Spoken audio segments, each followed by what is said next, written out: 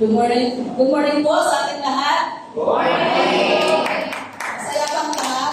Amen.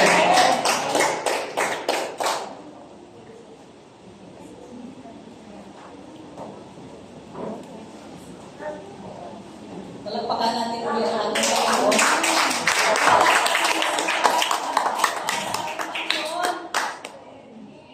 Wala na ng palakpak. Amen.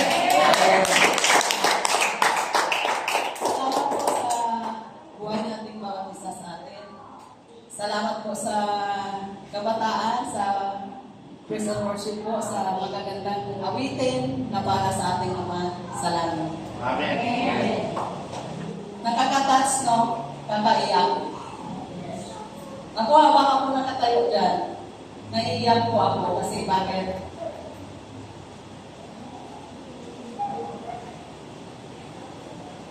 Ang pagkaganda ng awitin para sa Panginoon. Amen. Nakita mo yung mga kabataan, akala mo, libong-libong anghel na kumakanta.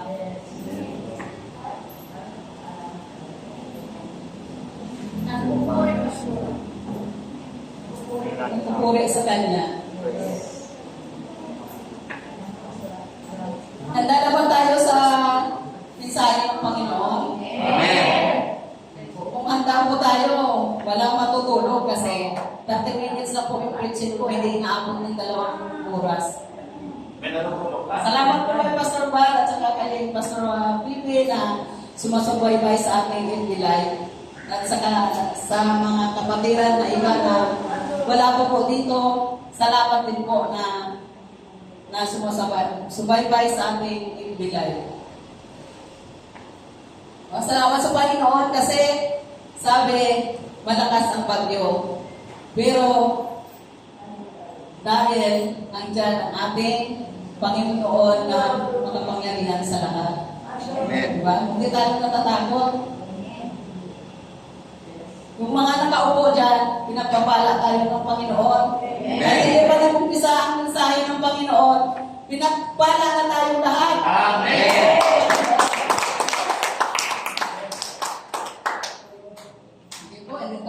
Hindi na natin tatagalin kasi baka abutin yung 2 oras po eh. May magugutom kasi marami tayong nanay dyan. Amen. Siyempre, tanungin mo muna dito yung mga nanay kung masaya talaga sila.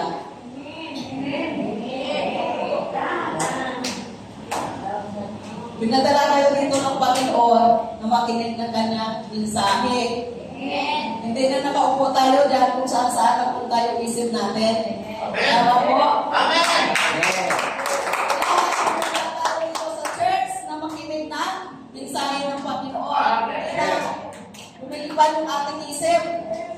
Walang patutulog. Walang patutulog. Kitigyan yung mensahe ng Panginoon. Amen? Ngayon po, 4th week na buwan ng linggo ng July. Ang ating tema ay Victory Begins in the Mind. Ang title ng ating sermon, God can heal your mind and restore your soul not to commit sin. Kayang pagalingin ng Diyos ang iyong isip at ibalik ang iyong kaluluwa upang hindi magpatuloy sa kasalanan.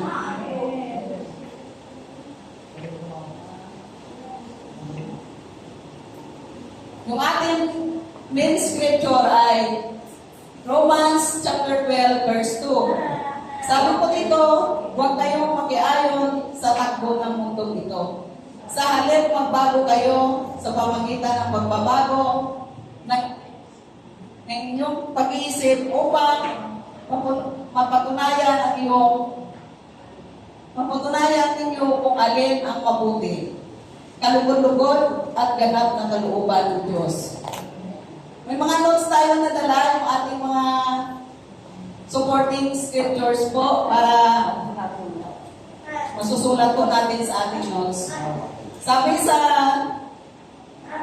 verse Psalms chapter 23 verse 3, Isaiah 26 verse 3, Philippians 4 verse 6 to 8, 2 Corinthians chapter 5 verse 17, John 8 verse 36, 2 Timothy chapter 1 verse 7.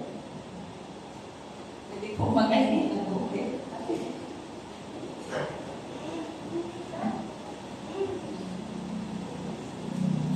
Pwede po tayo tumayo at yumuko at manalangin po tayo.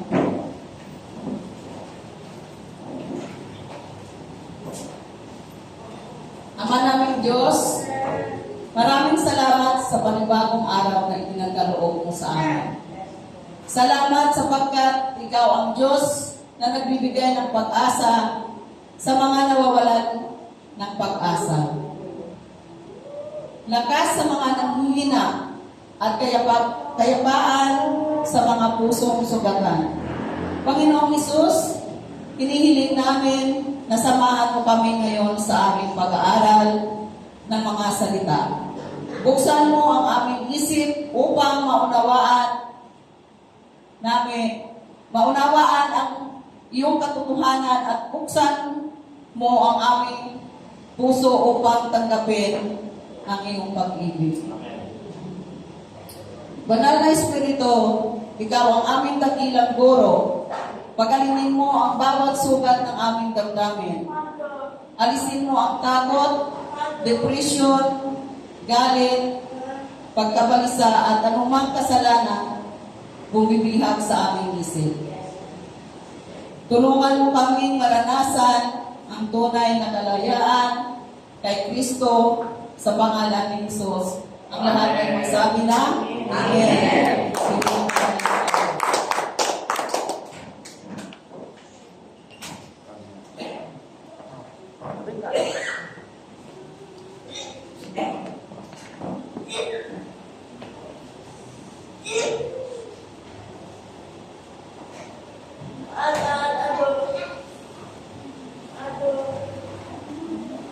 Sabi ko kanina po, doon sa una natin, ngayong ika-4 ng linggo ng ating mensahe, buong July na, buong buwan ng July. Ang tema natin ay Victory Begins in the Mind. Pag-uusapan natin ang isang napakahalagang kabubuhanan ng Diyos. Noong nakaraang linggo, ang pawalan ng ating preaching ay yung preaching ni Pastor Dario, pagpanalo sa labanan ng negatibong pag-iisip. Alisin po natin ang paghihinala. Yun po yung ating preaching noong last Sunday na labanan sa na negatibong pag-iisip. Kaya labanan natin po yung isip natin, palitan natin ng positive, hindi laging negative. Diba? Yung mensahe ng ating pastor noong last Sunday po. Nakalimutan na ba natin o hindi po? Siyempre, hindi. Mensahe ng Panginoon yun eh. Salamat po sa buhay ng bawat isa sa atin.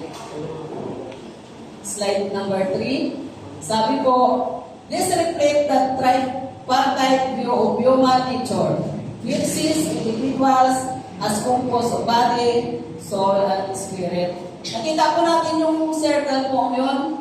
May tatlo po dyan na soul, spirit, and body.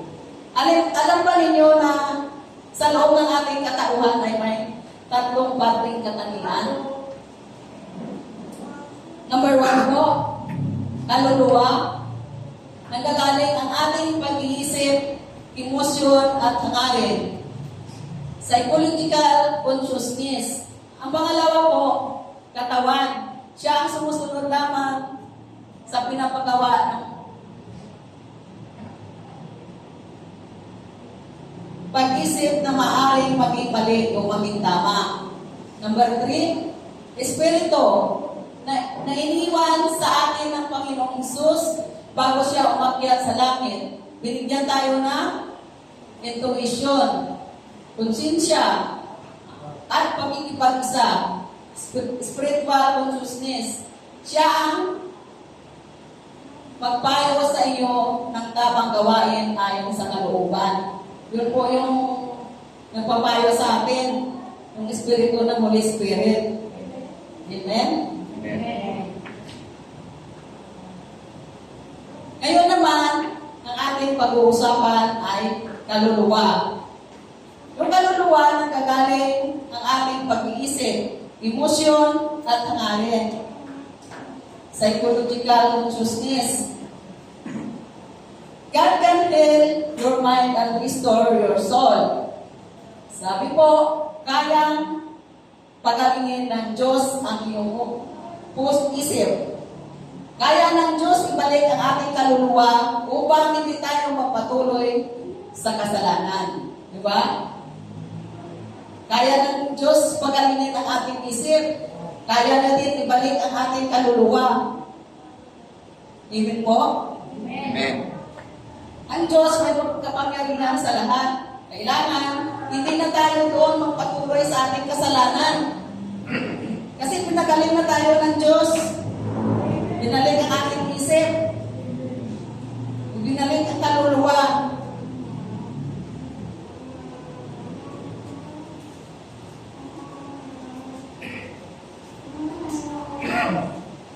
Dapat yung mga mali natin noon, hindi na tayo magpatuloy kung ano naman yun. Diba? Yun po yung lalo na pwede ng Diyos tayo pagalingin sa isip natin at saka sa kaluluwa. Sabi nga po, maraming tao ang maayos sa katawan, ngunit sugatan ang isip. Diba? Amen? Amen. Kapag nga tayo dyan, sabi, maayos ang katawan natin, pero sugatan ang isip.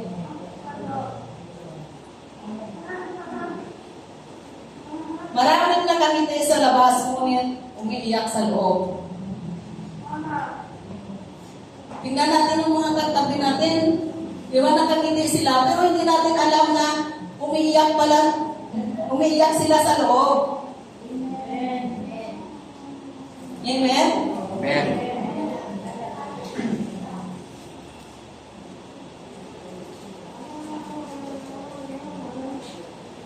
May mga Kristiyano rin, tahimik, lumalaban sa depression. Tingnan niyo yung katabi nyo kasi tahimik lang yan, pero ang puso noon, mayroong pagkabalisa, pagkakasala, takot, kapaitan, tukso at spiritual na pagkapagod. Diba? Ang lahat na yan, ibigay natin sa Panginoon. Dapat ang isip natin nagtatransform. Pag hindi nagtatransform ang isip natin, nakaupo lang tayo dyan, tapos nakikinig tayo, binabaliwala lang natin yung mensahe ng Panginoon. Yung mga kapatid, dapat nagtatransform ang ating isip. Kung sa baga, tumatanda na tayo sa ministry natin, hindi tayo nagmamature, dapat nagmamature po tayo.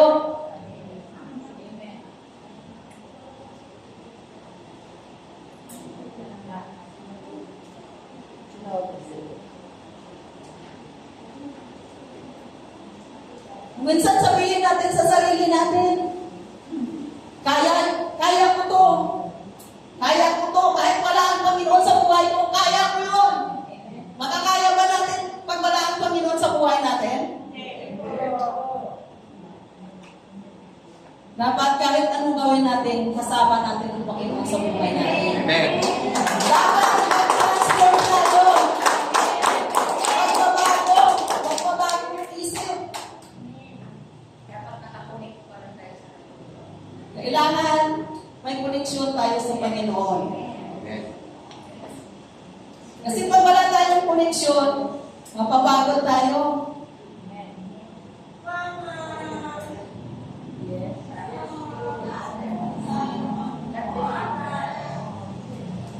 Ang mabuting balita ay ito, hindi lamang pinatawad ni Jesus ang ating kasalanan. Pinagagaling din niya ang ating isip at ibinalik ang ating kaluluwa upang hindi tayo manatili sa kasalanan. Diba? Hindi lang tayo pinatawad ni Jesus sa kasalanan natin. Pinagaling pa tayo. Pinagaling niya ang ating isip at binalik tayo sa ating kaluluwa. Ano sabi doon? Upang hindi tayo manatili sa kasalanan. Amen po? Amen. Malagpakan po natin.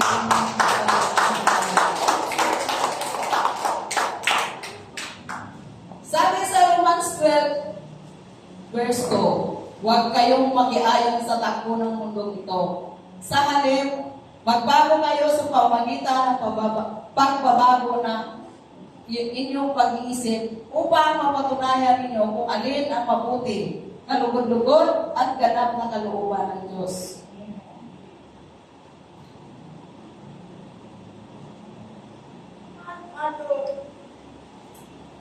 Diba? Sabi ng minsan ng iba, diyan pa lang sa pinto, naku, ako na pinapatamaan ni Pastor. Uuwi na lang ako.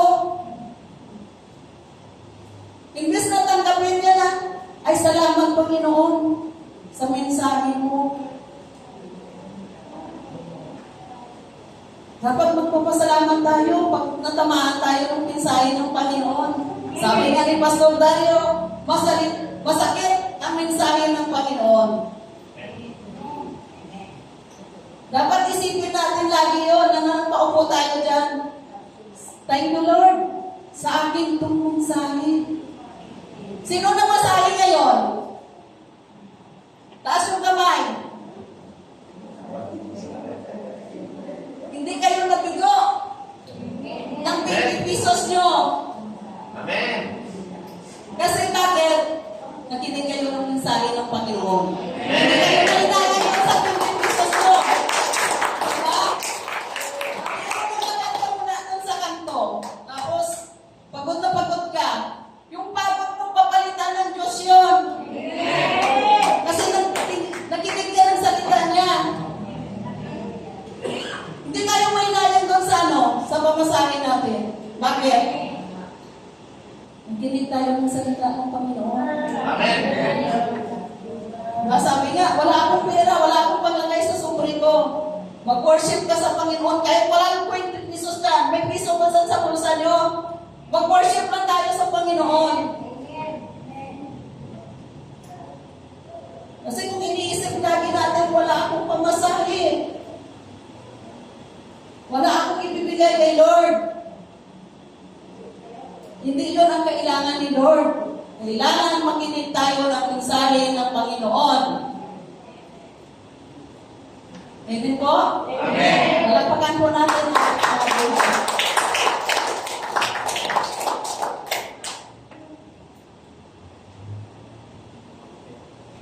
Diyan sa mga kabataan, ngayon nag-aaral, di ba?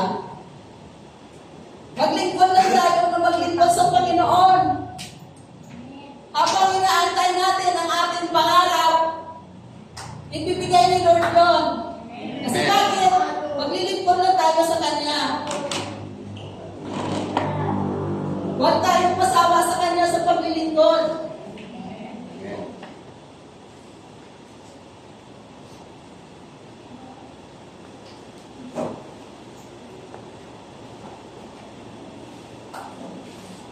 Magbabago ang ating isip. Magmamature, magta-transform.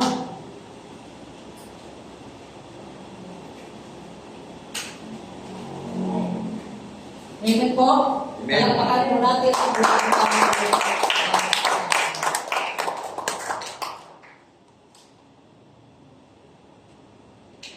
Sino ang sumulat ng Romans?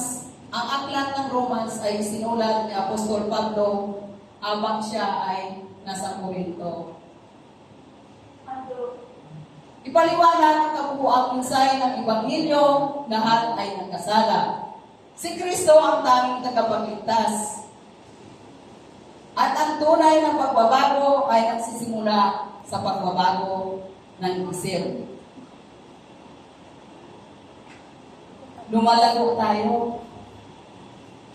Dapat nagpamature tayo para lumago tayo sa ating pananampalataya. Pag hindi tayo nagpamature, wala. Diba? Mga kapatid, kahit nakaupo tayo dyan, isipin natin na may ipawagawa ang Lord sa buhay natin. Amen. Hindi lang tayo nakaupo dyan, mga kapatid.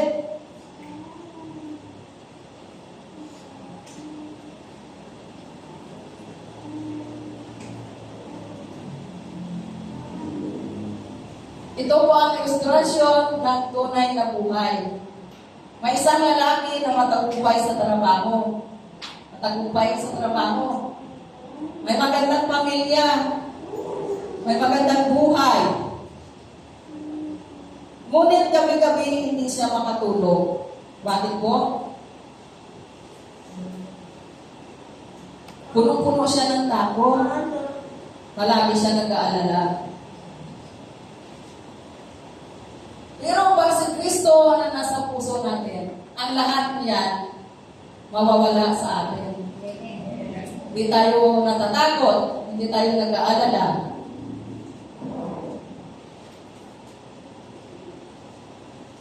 Hanggang dumating ang araw na sinabi niya, Lord, pagod na ako. Diba? Napapagod ka pag wala ka sa kay Lord. Kahit anong dami ng magandang trabaho mo, kung wala ka sa Panginoon.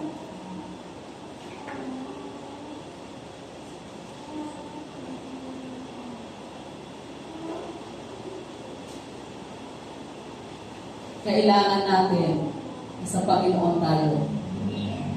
Diba ba, inanyayahan tayo ng isang pastor natin na magbasa ng Bible araw-araw at manalangin. Pero minsan, ano sabi natin? Kayo na lang, pastor! May gagawin po ako. Tama po, Pastor tayo. Tama. Diba? Yun ang isip natin lagi. Trabaho, trabaho. Pero pa nagpapagod, sino tinatawag? Ang Diyos.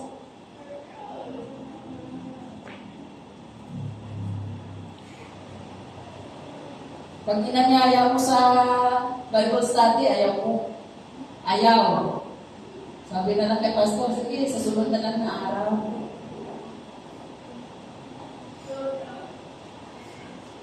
Mga kapatid, magbasa tayo ng Bible araw-araw at manalangin.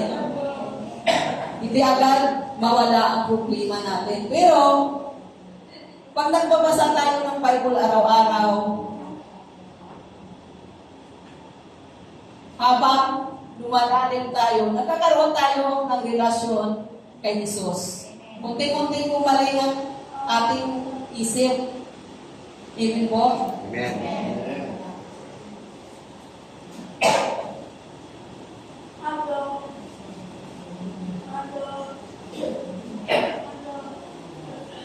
Pero sa ibang may pupuntahan tayo, inanyayahan tayo, mabilis tayo. Sister, sama ka sa akin. Kasi birthday ka, sister din. Pero pag sa Bible study, Hindi mo ako sinama. hindi ako nagsama.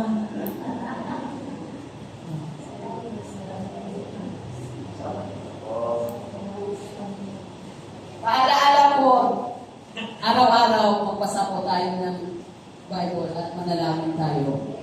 Para hindi naman kaagad-agad na mawala yung ating problema. Siyempre, andyan pa yun. Pero habang tayo pumalalim, magkaroon tayo ng relasyon sa Panginoon. Ibig sabihin, sabi nga ni sister kanina, magkaroon po tayo ng koneksyon sa Diyos. Unti-unti gumagaling yung isip natin.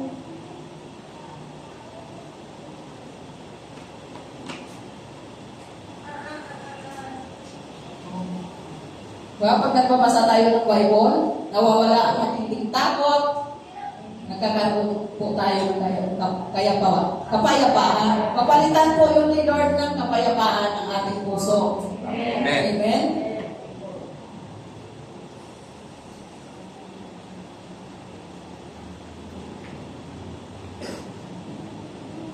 Patungkol po sa langit, huwag matamaan o magalit sa akin ng sahi po ng Panginoon. Sabi nga, pag sa inuman, talaga ang bilis, tumatakbo-takbo pa. Kung pagyalarin mo sa church. Sa sunod na lang na linggo, kasi ayaw ko kay Pastora Jen. Tama po.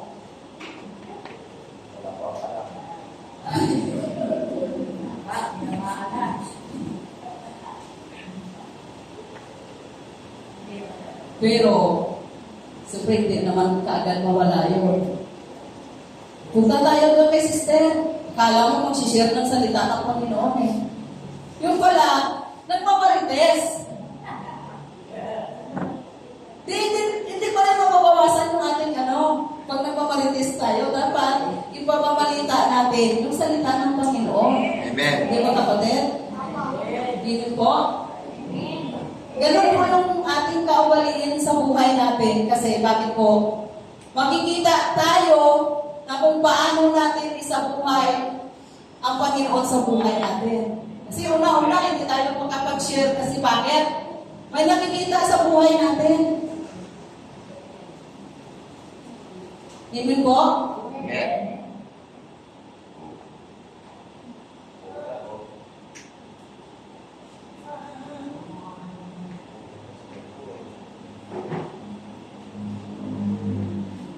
Ngayon, siya mismo ang tumutulong sa ibang tao dumaraan sa parehong laban. Kapag ang Diyos ang gumaling sa isip, nagbabago rin ang buong buhay. Diba? Pag gumaling yung isip natin, nagbabago yung buong buhay. Glory to God. Palapakan po natin si Lord sa akin.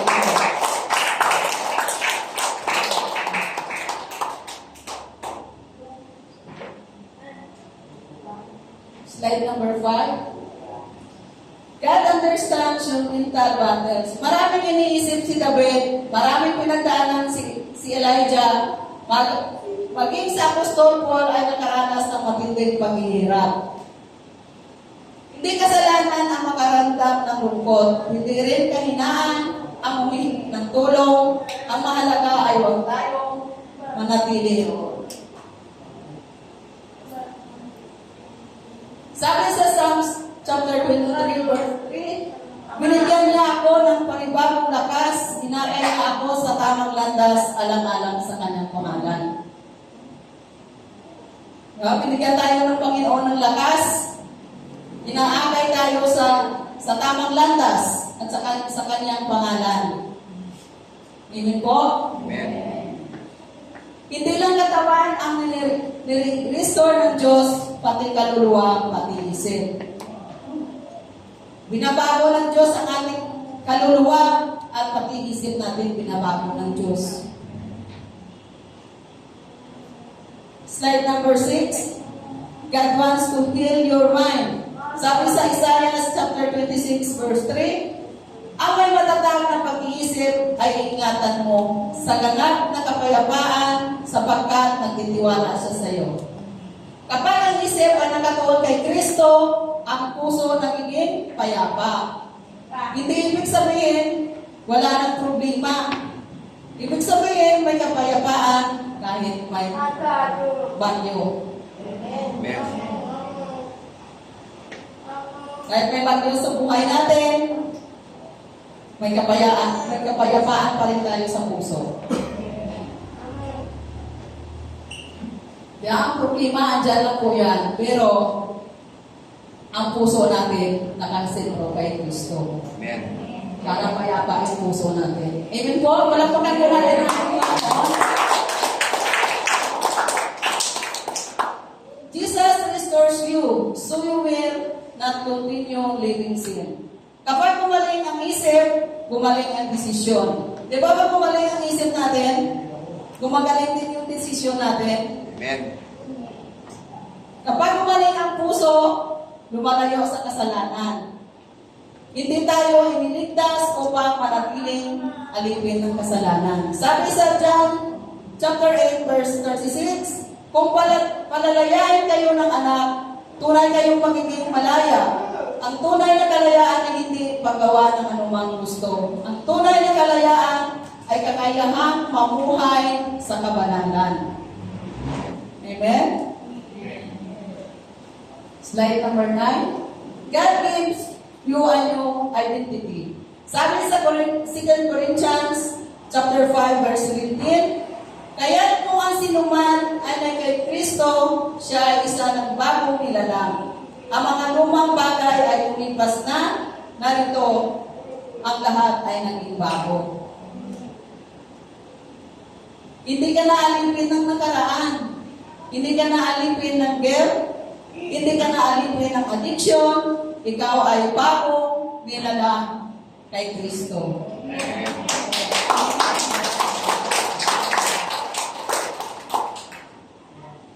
Slide number 10. God has not given you a spirit of fear.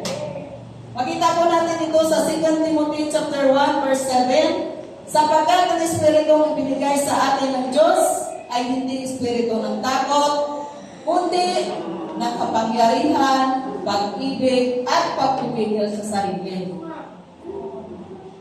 Ang takot ay hindi galing sa Diyos. Ang pag-asa ay galing sa Diyos. Ang kapayapaan ay galing sa Diyos. Palakpakan po natin ang ating Panginoon sa mga Diyos. Buhay natin. Masaya na po tayo kasi conclusion niya. Pero 10:36 pa lang po. Gagawin po hanggang alas 12 po tayo. Mahaba-haba pa po.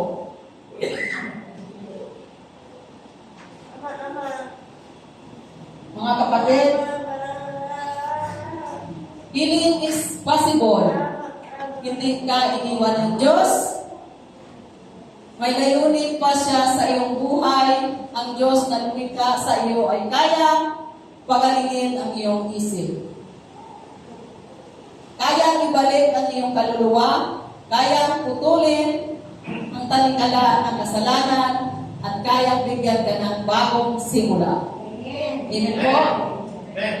Tandaan po natin itong buwan, ang tema natin ay Victory begins in the mind. Kapag ang isip ay napuspos ng salita ng Diyos, ang puso ay nagiging matatag, ang buhay ay naging mabunga, at ang hinaharap ay nagiging puno ng pag-asa. Amen. Glory to God. Palakpakan po natin ang Panginoon.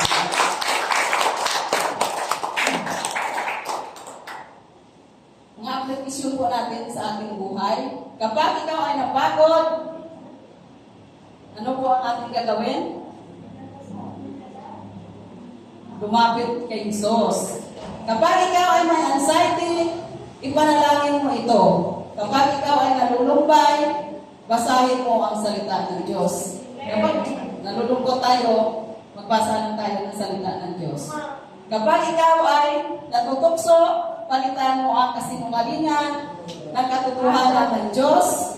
Kapag ikaw ay bumagsak, bumangon ulit. Amen. Pag tayo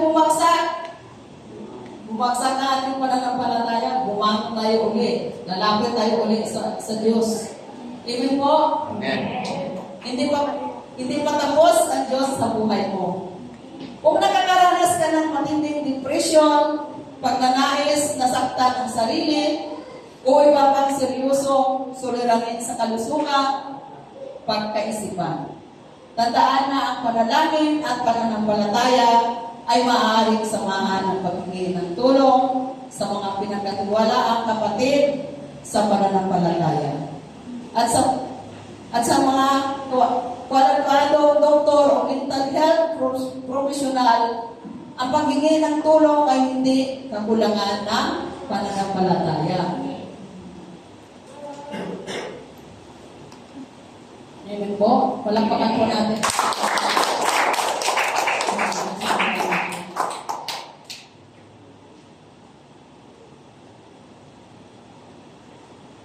Kung nararamdaman mo ikaw ay pagod, sugatan o matagal nang may dinadalang bigat sa iyong isip at puso, inanyayahan kitang lumapit sa Panginoon. Pwede po tayong tumayo at lumapit po sa harap.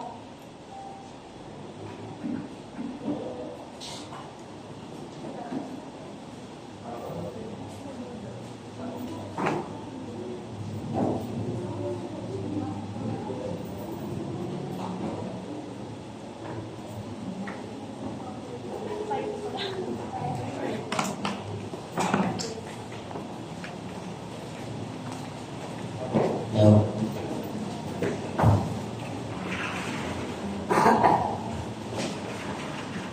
Pwede po kayo dito po sa may unahan po para manalangin po tayo.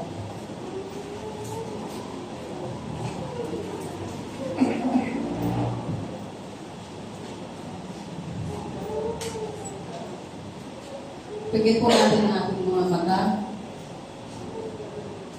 Panginoong Hesus, kailangan kita. Kailangan kita. Patawarin mo ako sa aking mga kasalanan. Patawarin mo ako sa aking mga kasalanan. Pagalingin mo ang aking isip. Pagalingin mo ang aking isip. Ibalik mo ang aking kaluluwa. Ibalik mo ang aking kaluluwa. At tulungan mo akong mabuhay ayon sa iyong kalooban. Ayon sa iyong kalooban. Ikaw ang aking Panginoon at tagapagligtas. Sa iyo ako magtitiwala Sa iyo ako magtitiwala. habang buhay. Ang lahat ay magsabi ng Amen. Amen. Okay po tayo tumayo at awitin po natin ang goodness of God.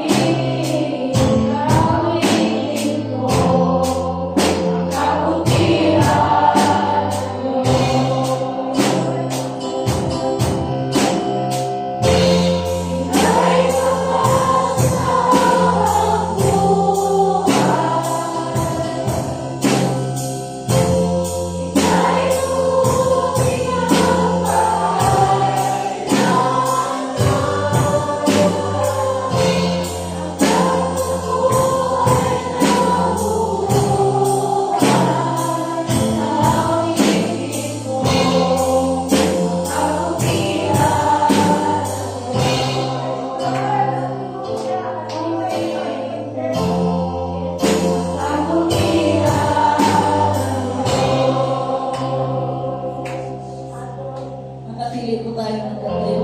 Hallelujah, hallelujah. Manalangin po tayo. Ama namin na sa langit,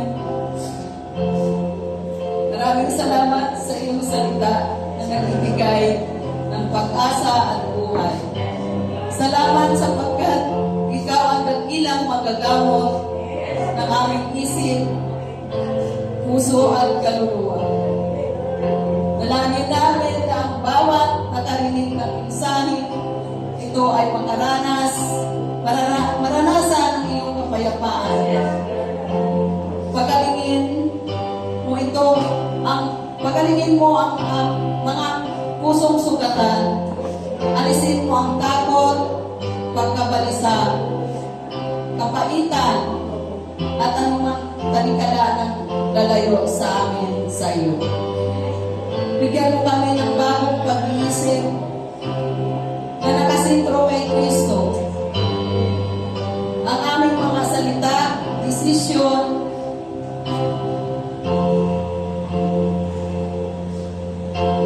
pamumuhay ay magbibigay luwalhati sa iyo. Tulungan mo kami lumayo sa kasalanan at mamuhay sa kabanalan sa pamamagitan ng kapangyarihan ng banal na Espiritu. Pagpalain mo ang bawat pamilya, ang aming simbahan na kiutisin, at gamitin mo kami bilang daluyan ng iyong pag-ibig at pag-asa sa aming komunidad. Sa makapangyarihang pangalan ng aming Panginoong Jesucristo, kami ay nananalangin. Ang lahat ay magsabi ng Amen. Amen.